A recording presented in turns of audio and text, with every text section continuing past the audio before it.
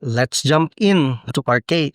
The next incident in this case. So there was a move or a petition to get the titles cancelled after almost 2 decades or 18 years.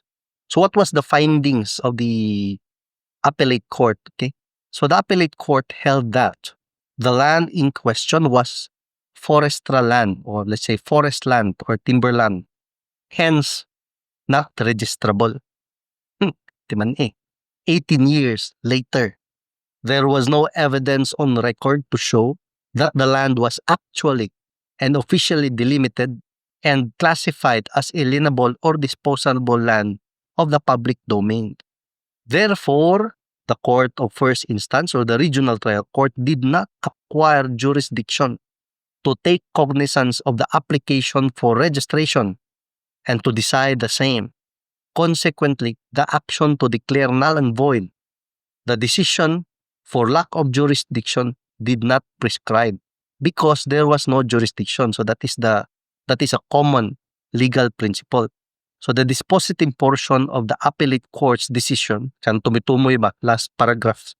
Wherefore, judgment is rendered in favor of petitioner and against respondents, and as prayed for, the decision is hereby declared null and void.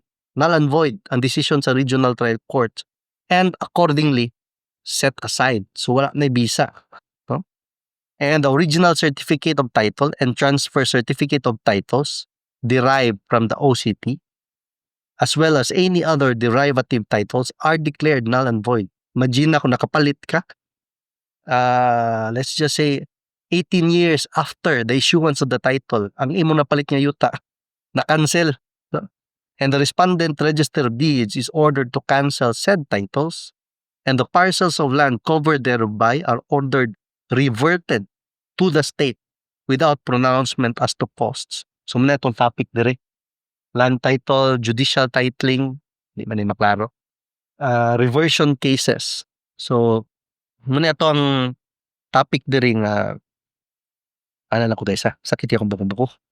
So the parcels of land were ordered reverted to the state without pronouncement as to cost. Kung ikaw tagiya sa yuta, kapalit ka, di ka mag-uol.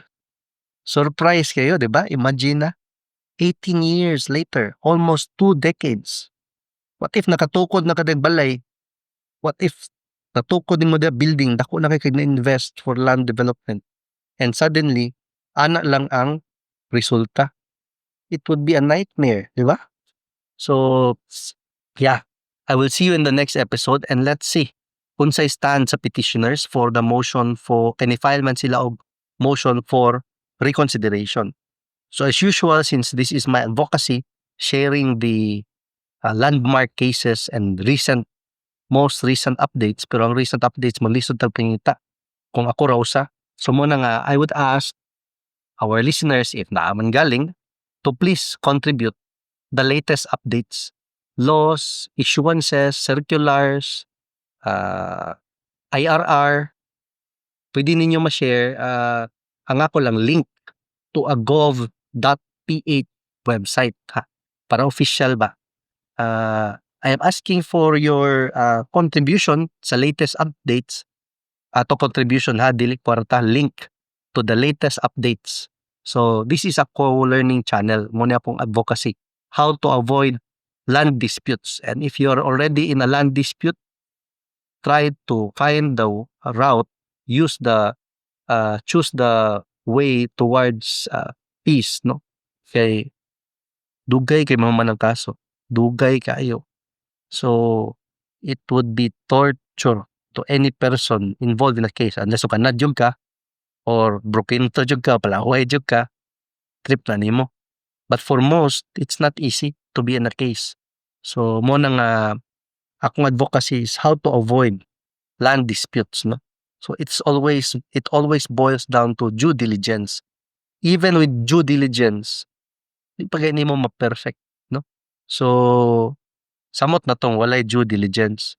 So this is my email address. It's Juliet Alpha November Romeo Uniform Zulu Jan Ruz Law Lima Alpha Whiskey, Juliet Alpha November, Romeo Uniform Zulu, Lima Alpha Whiskey at gmail.com. Send me a link, if possible, gov.ph website. Kaya mga recent ba, 2025 na IRR, revenue regulation, circular, even naman sa mga Supreme Court circulars, mga latest, please, no? Share sa link. Di man ako na mato basa. So, I will try to read it so that our other brothers and sisters in this channel, pwede na ka maminaw kung dili ka ganahan magbasa. Although I would recommend you read the text. But if that is not your job, usahay kapoy manggot. So, at least you know, hinig-adto nimo sa imong own lawyer, hinig-hire nimo sa imong own nga counsel, you know what to ask, no? Dili kay man nga too blind to ask. So, you go, you consult your own lawyer if you are in a land dispute, for sure nanana. Dinto ka mangutana sa ila. Sa ilaha sa imong abogado. And try to inform yourself before visiting your lawyer para kabalo pug kaon sa imong pangutana. Get yourself informed, no? Partly in our channel. In our channel, I will just try to recommend the direction where to look at, no? Search. So it always boils down to the gov.ph website. So try to read and learn. Then you go to your own lawyer and ask, no?